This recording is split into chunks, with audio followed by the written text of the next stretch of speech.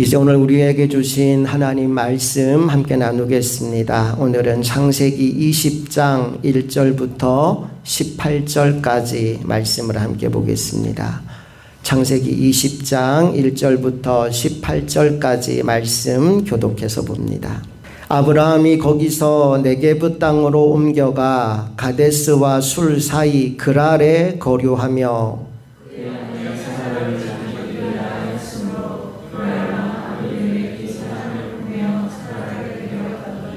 그 밤에 하나님이 아비멜렉에게 현몽하시고 그에게 이르시되 내가 데려간 이 여인으로 말미암아 내가 죽으리니 그는 남편이 있는 여자임이라.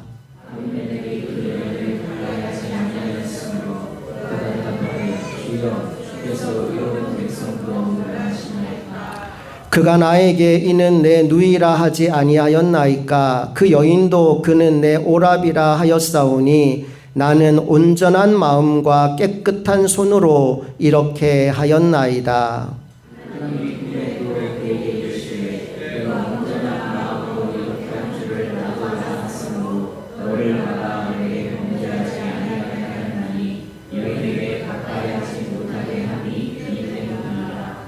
이제 그 사람의 아내를 돌려보내라. 그는 선지자라. 그가 너를 위하여 기도하리니 내가 살려니와 내가 돌려보내지 아니하면 너와 내게 속한 자가 다 반드시 죽을 줄 알지니라.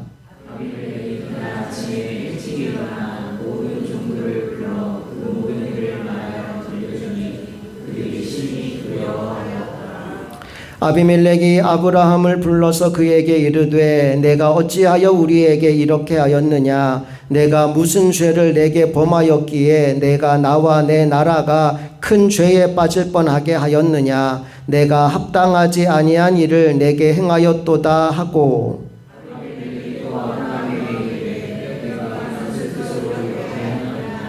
아브라함이 이르되 이곳에서는 하나님을 두려워함이 없으니 내 아내로 말미암아 사람들이 나를 죽일까 생각하였으며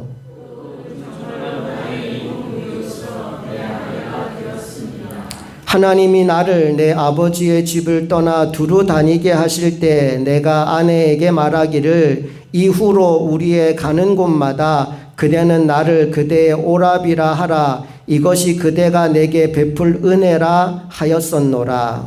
아비멜렉이 양과 소와 짐을 이끌어 아브라함에게 주고 그의 아내 사라도 그에게 돌려보내고 아브라함에게 이르되 내 땅이 내 앞에 있으니 내가 보기에 좋은 데로 거주하라 하고 사라에게 이르되 내가 얻은 1000개를 내 오라비에게 주어서 그것으로 너와 함께한 여러 사람 앞에서 내 수치를 가리게 하였느니 내 일이 다 해결되었느니라. 아브라함이 하나님께 기도하매 하나님이 아비멜렉과 그의 아내와 여종을 치료하사 출산하게 하셨으니 여호와께서 이왕에 아브라함의 아내 사라의 일로 아비멜렉의 집의 모든 태를 닫으셨음이더라. 아멘. 오늘은 당신의 그랄은 어디입니까? 라는 제목으로 하나님 말씀 나누겠습니다. 산불이 크게 나면 산 아래에 있는 주택가에 주민 대피령이 내려집니다. 불씨가 날려서 언제 민가로 불길이 덮칠지 알지 못하기 때문입니다. 실제로 지난 3월 동해안 산불로 굉장히 많은 집들이 불타고 또 수많은 이재민이 발생하는 일이 있었습니다. 실제로 이 사진은 영덕 해안가에 있는 집들의 사진인데요. 해안가의 집들 거의 대부분이 불이 옮겨 붙어서 엉망이 되어버린 것을 여러분 확인할 수 있을 겁니다. 산불이 나도 저 정도인데 오늘 본문의 상황은 하늘에서 유황불이 떨어져서 소돔과 고모라가 완전히 초토화되어 버린 그런 상황입니다. 아브라함이 그 광경을 멀리서 다 지켜보았습니다. 창세기 19장 27절과 28절 말씀을 보니까 아브라함이 그 아침에 일찍이 일어나서 여호와 앞에 서 있던 곳에 이르러 소돔과 고모라와 그 온 지역을 향하여 눈을 들어 연기가 옹기가마의 연기같이 치솟음을 보았다라고 되어 있습니다. 하늘에서 불이 떨어지고 소돔 고모라가 불타는 것을 다 지켜보고 있는 아브라함을 상상해 보십시오. 여러분, 그 아브라함의 마음속에 두려움이 생기지 않겠습니까? 혹시라도 내가 여기 더 있다가 어떤 피해를 입을지 모르겠다라는 생각이 들었는지도 모릅니다. 제가 여러 번 여러분께 말씀드렸지만 두려움과 믿음은 마치 시소와 같습니다. 두려움이 커지면 믿음이 어디론가 가버리고요. 믿음이 커지면 아무리 강한 적을 만나도 두려워하지 않습니다. 오늘 아브라함의 마음속에 두려움이 임한 것 같아요. 그러니까 믿음이 작아집니다. 소돔 고모라의 유황불이 떨어지는 걸 보고 아브라함의 마음이 두려워진 겁니다. 그리고 그 두려움에 압도된 나머지 하나님께 묻지 않고 또다시 다른 곳으로 이주할 마음을 먹게 되지요. 오늘 본문은 그 이야기로 시작됩니다. 1절 말씀 다 같이 읽어볼게요. 시작. 아브라함이 거기서 네게브 땅으로 옮겨가 가데스와 술 사이 그랄에 거주하며, 아브라함이 이주해 간 곳이 그랄이다 라고 나와 있죠. 지도를 보시면요, 헤브론이라고 적혀 있는 곳이 지금 아브라함이 거주하는 곳입니다. 소돔 고모라는 사해 건너편에 있어요. 그런데 눈으로 보면 바로 보이는 위치입니다. 자, 사해 건너편에 소돔 고모라의 유황불이 떨어지고 활활 타오르는 것을 보는 순간 아브라함의 마음에 두려움이 임했어요. 그래서 급히 반대편으로 이주하는데 어디로 갔다고요? 그랄이라는 곳으로 갑니다. 여기서 아래로 조금만 더 내려가면 애굽입니다. 그러니까 애굽까지는 가지 않고 거의 가나안 땅 경계선 지역에 해당되는 그랄까지 이주한 겁니다. 무엇 때문에 갔다고요? 두려움 때문에. 자, 그런데 이사를 하면서 또 다른 두려움이 아브라함의 마음을 지배합니다. 이번에는 무엇에 대한 두려움이냐?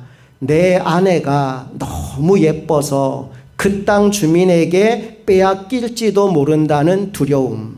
동시에 그것 때문에 내가 죽을 수도 있다는 두려움. 오늘 여기 남편들에게 질문을 하나 하고 싶습니다. 남편분들 대답 잘 하셔야 됩니다. 대답 잘못하면 오늘 집에 가서 맞을 수도 있습니다. 자, 제가 물을게요. 꼭 대답하셔야 됩니다.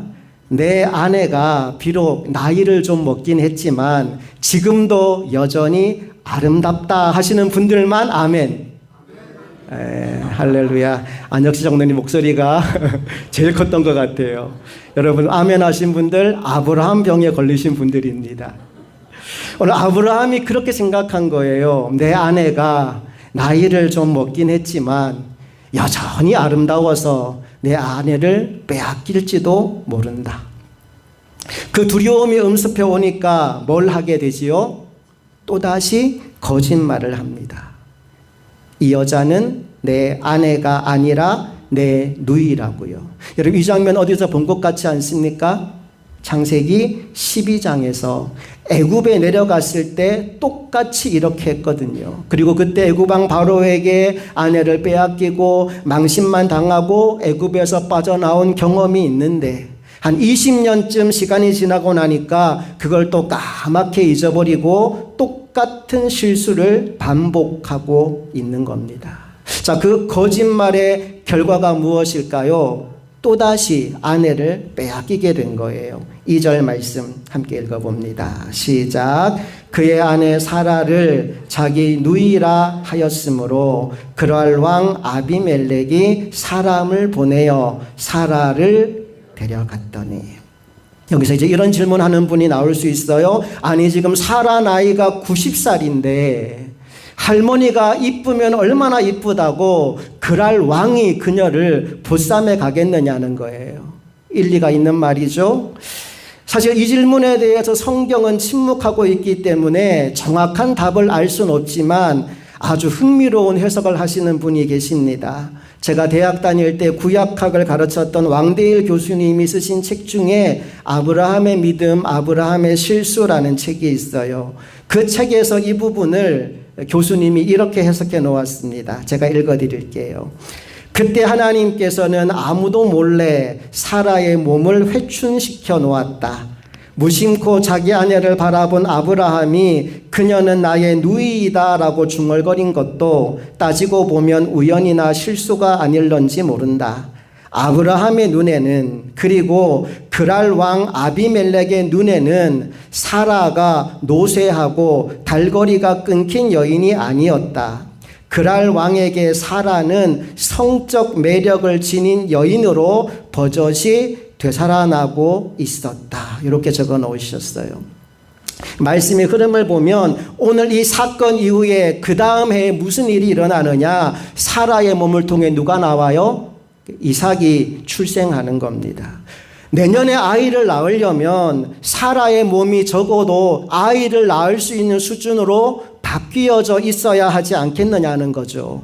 그리고 그렇게 바뀌는 과정에서 그녀의 외모도 젊고 아름답고 탱탱하게 변해 있지 않았을까라는 추측입니다. 여러분은 좀 납득이 되십니까? 어쨌든 간에 사건은 벌어졌습니다. 아브라함이 자기 아내를 누이라고 속였고 그 결과로 그랄 왕 아비멜렉에게 아내를 빼앗겼어요. 여러분, 그런데 이게 얼마나 심각한 문제냐 하면 이 일로 말미암아 하나님의 약속이 취소될지도 모르는 위기를 만난 겁니다. 하나님이 뭐라고 약속했느냐? 내년 이맘때에 사라의 몸을 통해 아들 이삭을 태어나게 하겠다 약속하셨어요. 그런데 만약 지금 아비멜렉이 사라를 데려가서 그 몸을 더럽힌다면 그 하나님의 약속 자체가 깨어질 위기가 찾아온 겁니다. 그런데 이 엄청난 일을 벌이면서도 아브라함은 속수무책 아무것도 못합니다. 그래서 누가 움직일까요? 하나님이 직접 움직이십니다. 3절 다 같이 읽습니다. 시작. 그 밤에 하나님이 아비멜렉에게 현몽하시고 그에게 이르시되 내가 데려간 이 여인으로 말미암아 내가 죽으리니 그는 남편이 있는 여자임이라. 하나님이 너 죽는다 하니까 아비멜렉이 얼마나 겁이 났겠습니까? 그래서 이렇게 대답합니다. 4절 5절 시작. 아비멜렉이 그 여인을 가까이 하지 아니하였으므로 그가 대답하되 주여 주께서 의로운 백성도 멸하시나이까? 그가 나에게 이는 내 누이라고 하지 아니하였나이까? 그 여인도 그는 내 오라비라 하였사오니 나는 온전한 마음과 깨끗한 손으로 이렇게 하였나이다. 사실 아비멜렉 말에 그렇게 틀린 말은 없거든요. 그래서 하나님이 이렇게 말씀하십니다. 6절 7절 또 이어서 읽어볼게요. 시작. 하나님이 꿈에 또 그에게 이르시되 내가 온전한 마음으로 이렇게 한 줄을 나도 알았으므로 너를 막아 내게 범죄하지 아니하게 하였나니 여인에게 가까이 하지 못하게 함이 이 때문이니라.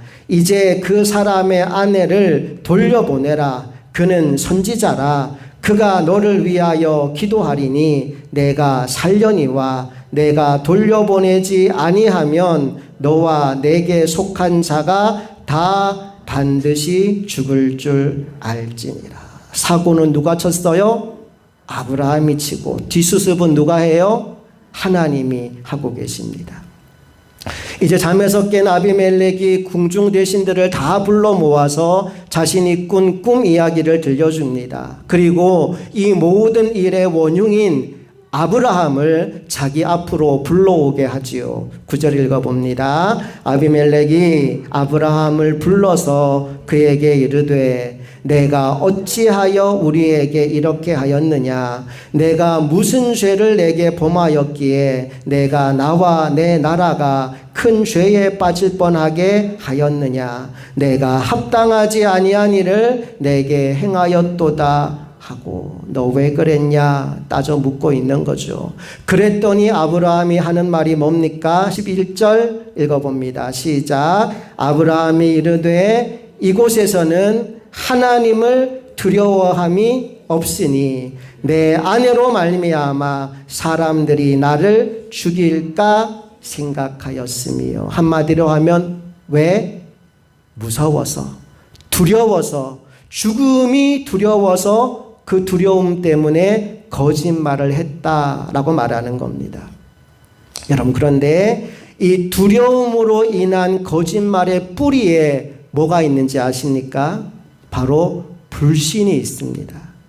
여기에서는, 그랄 땅에서는 하나님이 나를 지켜줄 수 없을 것이라고 하는 잘못된 믿음이 아브라함의 마음 밑바탕에 깔려 있었던 거지요. 그래서 불신에서 두려움이 나오고 그 두려움 때문에 거짓말하게 되는 이것이 마치 어떤 공식처럼 창세기 12장과 창세기 20장에서 반복되고 있는 겁니다. 자, 그런데 이 두려움이 언제부터 시작된 건가? 13절 말씀을 보니까 내 아버지의 집을 떠나 두루 다니게 하실 때에 라고 나옵니다. 그러니까 시간적으로 따지고 보면 거의 한 25년 전부터라는 말입니다. 그때부터 내가 고향 땅을 떠나서 지금까지 계속해서 낯선 곳을 방문할 때마다 아브라함의 마음에 동일한 두려움이 있었다는 거예요. 내 아내가 너무 예뻐서 빼앗길 수도 있을 거야. 사람들이 아내는 뺏어가고 나는 죽일지도 몰라. 이 두려움이 낯선 땅을 찾아갈 때마다 아브라함의 마음을 짓눌렀다는 거예요. 그러니 얼마나 안타까운 일입니까? 보세요. 아브라함 지금까지 수없이 많은 하나님의 은혜를 체험했습니다. 하나님이 얼마나 크고 위대하신 분인지도 알았습니다. 그런데 낯선 곳으로 갈 때마다 아브라함은 번번이 걸려 넘어지는 거예요.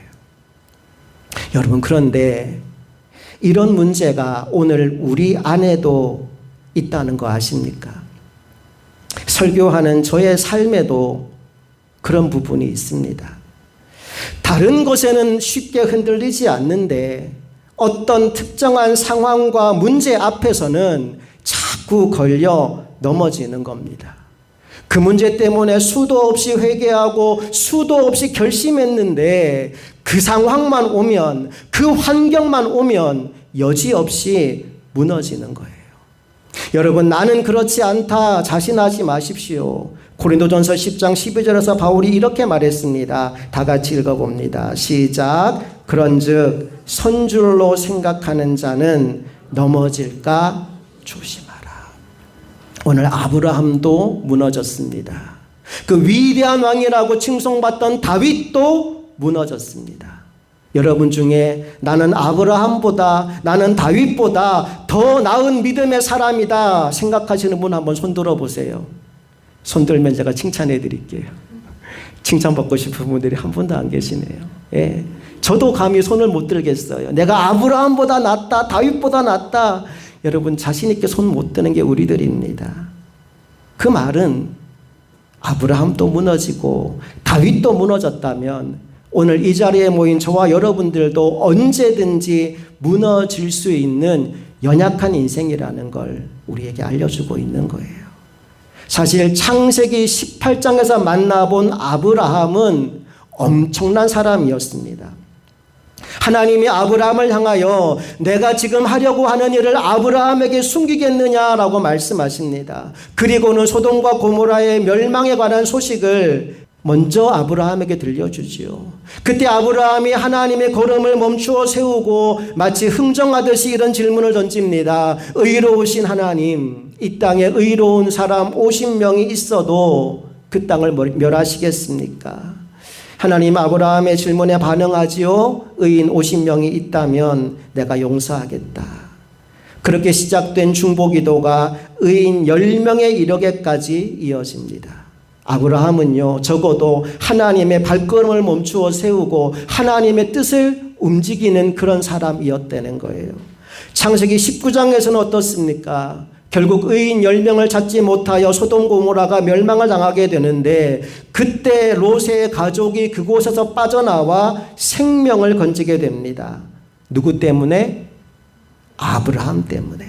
창세기 19장 29절은 이렇게 말해요. 다 같이 읽어봅니다. 시작. 하나님이 그 지역의 성을 멸하실 때, 곧 롯이 거주하는 성을 엎으실 때 하나님이 아브라함을 생각하사 롯을 그 엎으시는 중에서 내보내셨더라. 아브라함을 생각하사. 적어도 창세기 18장과 19장만 본다면 믿음에 있어서만큼은 아브라함의 위치가 선줄로 여길 만한 상황이었어요. 그런데 20장에서 그랄 땅으로 들어가자마자 아브라함이 무너지는 겁니다. 두려움 때문에 거짓말을 하고 아내를 빼앗기고 마침내는 하나님의 약속이 취소될 위기의 상황에까지 처하게 된 거예요. 그런데 여러분, 이건 아브라함만의 문제가 아니라는 거예요.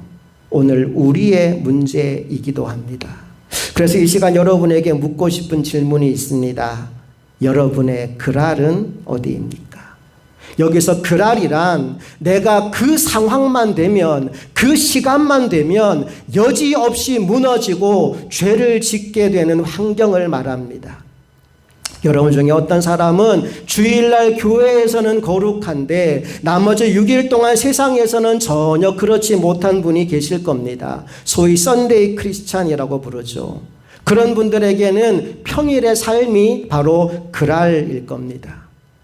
어떤 분은 다른 사람들이 옆에 있을 때는 괜찮아요. 아주 훌륭한 신앙인입니다. 그런데 아무도 보는 사람이 없을 때 혼자 있는 시간만 되면 죄의 유혹을 받는 사람이 있을 거예요.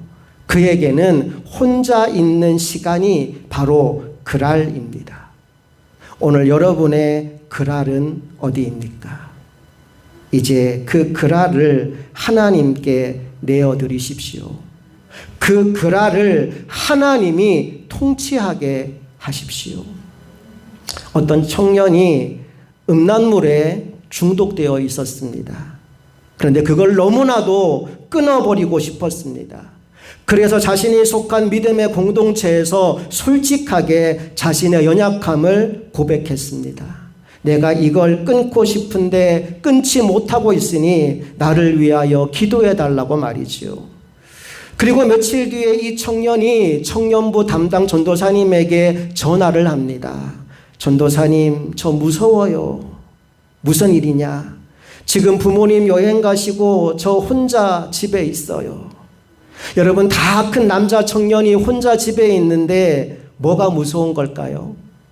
이대로 있다가는 또다시 음란물의 유혹에 넘어질 것 같다는 거예요. 그 전화를 받자마자 전도사님이 청년부원들에게 다 전화를 돌립니다. 아무개 집에 모여라. 그리고 그 청년의 집에 모여서 함께 말씀 보고 기도하고 찬양하기 시작합니다. 자신의 그랄을 하나님께 예배하는 자리로 바꾸어 놓은 거예요. 여러분, 이 청년이 어떻게 되었을까요? 혼자 있는 그 은밀한 시간을 하나님께 내어드림으로 그는 음란물의 중독이라는 그랄에서 빠져나오게 되었다고 합니다. 오늘 여러분의 그랄을 하나님이 통치하시도록 하나님께 내어드리게 되시기를 간절히 축복합니다. 옆 사람에게 인사합시다. 당신의 그랄을 하나님께 드리십시오. 시작. 당신의 그랄을 하나님께 드리십시오. 여러분, 그랄을 하나님께 드린다는 말의 의미가 뭐냐 하면 내가 죄 짓고 싶은 그 순간에 누구를 바라보라는 거예요? 하나님을 바라보라는 거예요. 하나님이 나 보고 계시지. 하나님 앞에서 내가 이거 하면 안 되지. 하나님 보시는데 내가 이렇게 죄 지으면 안 되지. 여러분의 그랄을 하나님께 드리십시오. 다시 본문에 돌아와서 오늘 본문에 나오는 아브라함의 모습은 참으로 연약하고 믿음의 조상이라고 부르기도 정말로 민망한 지경입니다. 그런데 창세기 22장에 가보면 하나님의 말씀에 순종하여 사랑하는 아들 독자 이삭을 하나님께 번제로 바치려고 할 만큼 위대한 믿음의 사람으로 바뀌어져 있습니다. 도대체 무엇이 아브라함을 그렇게 바꾸어 놓았을까요? 저는 그 힌트를 오늘 본문 7절에서 찾았습니다. 우리 7절 말씀을 다시 한번 읽어봅니다. 시작. 이제 그 사람의 아내를 돌려보내라.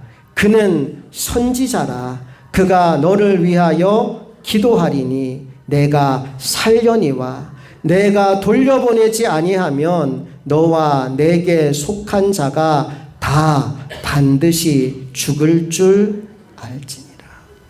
여러분, 성경은 아브라함이 오늘 잘했다고 말하지 않습니다. 분명히 그는 잘못했고 그의 행동에는 문제가 있다라고 책망합니다. 그런데 7절에서 그런 아브라함을 향하여 하나님이 뭐라고 부르시느냐? 그는 선지자다.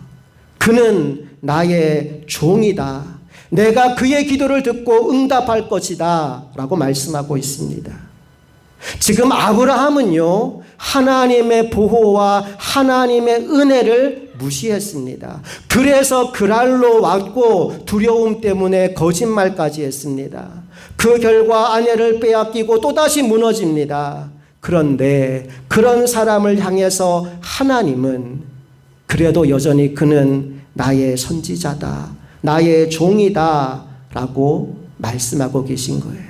여러분, 어떻게 이게 가능하죠? 그 이유는 지금 하나님이 아브라함을 현재의 모습으로 보는 것이 아니라 앞으로 되어질 모습으로 바라보고 계시기 때문입니다. 그리고 오늘 하나님은 그와 동일한 사랑의 눈으로 연약한 우리들을 바라보고 계십니다.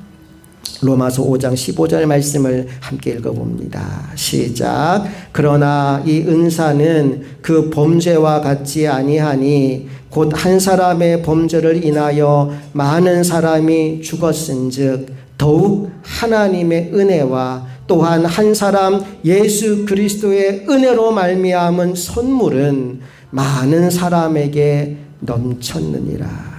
여러분, 죄에는 힘이 있습니다. 죄는 수많은 사람을 죽음에 이르게 하였습니다. 그러나 우리가 기억해야 할 것이 있습니다. 하나님의 은혜는 죄의 힘을 압도합니다.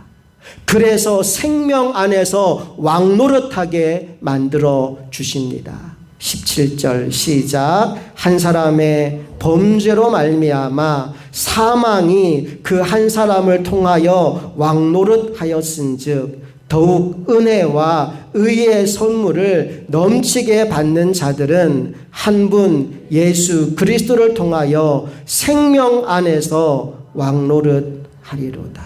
아멘. 사실 오늘 설교 말씀을 준비하면서 제가 가장 큰 은혜를 받았습니다.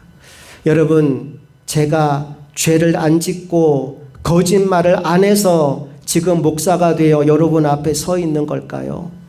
절대로 그렇지 않습니다. 만약 하나님이 제가 거짓말할 때마다, 죄를 지을 때마다 저를 치셨다면 저는 벌써 이 세상 사람이 아니었을 겁니다. 수도 없이 넘어지고 무너지고 엎드러지며 살아온 인생입니다. 이런 내가 진짜 계속 목회를 하는 게 맞나 싶은 생각이 들었던 적이 한두 번이 아니었습니다. 그럼에도 불구하고 오늘 제가 이렇게 단 위에 서서 하나님의 말씀을 전할 수 있는 이유는 그때마다 들려주신 주님의 음성 때문입니다. 너는 내 아들이다. 내가 너를 기뻐한다. 내가 너를 사랑한다. 그 말씀이, 그 은혜가 저를 변화시킨 겁니다. 아까 신태경제가 찬양했지만 이 찬양의 고백 그대로예요. 한량없는 은혜, 갚을 길 없는 은혜, 내 삶을 애워싸는 하나님의 은혜, 나 주저함 없이 그 땅을 밟음도 나를 붙드시는 하나님의 은혜. 내가 뭐라고? 나는 죄인 중에 괴수이고 거짓말장애이고 주님 뜻에 순종하지 못하는 불충한 인생인데, 그런 나에게 얼마나 큰 은혜를 부어주시는지. 여러분, 그 넘치는 은혜가 오늘 아브라함을 변화시켰고, 오늘 앞에 서 있는 저를 변화시켰고, 또 예배하는 우리 모두를 변화시켜 주신 줄로 믿습니다. 찬양팀 앞으로 나오실까요? 사랑하는 여러분, 혹시 넘어진 자리에 오늘 또 넘어지셨습니까? 예, 죄는 강력하죠. 끈질기죠. 그러나 오늘 말씀대로 은혜는 더욱더 강력하고 은혜는 더 큰 힘이 있습니다. 그러므로 낙심하지 마십시오. 또 넘어졌다고 포기하지 마십시오. 오늘 여러분의 그랄을 하나님께 드리십시오. 우리는 여전히 연약하여 넘어지지만 그럼에도 불구하고 여전히 우리를 사랑하시는 그분의 은혜로 말미암아 우리는 승리하게 될 것입니다. 우리는 변화되고 말 것입니다. 우리 그 믿음으로 함께 고백하며 찬양했으면 좋겠습니다. 함께 일어나서 고백합시다. 우리는 연약하지만 주님은 완전합니다. 주여, 우린 연약합니다. 우린 오늘을 힘겨워합니다. 우리 오늘 힘겨워합니다. 주님 뜻을 이루며 살기에 너무나 부족합니다. 이루며 살기에 부족합니다. 우린 연약한 주님, 우리는 넘어집니다. 주여, 우린 넘어집니다. 오늘 또 실수하였습니다. 오늘 하루 또 실수합니다. 주의 긍휼이 필요합니다. 긍휼을 구하는 죄인입니다.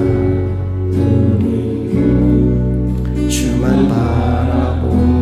주여, 우린 연약합니다. 주여, 우린 연약합니다. 우린 오늘을 힘겨워합니다. 주를 이루며 살기에 부족합니다. 우린 연약한 주여, 우린 넘어집니다. 주여, 우린 넘어집니다. 오늘 또 실수를 하였습니다. 오늘 하루 또 실수합니다. 주의 긍휼을 구하는 이 죄인에게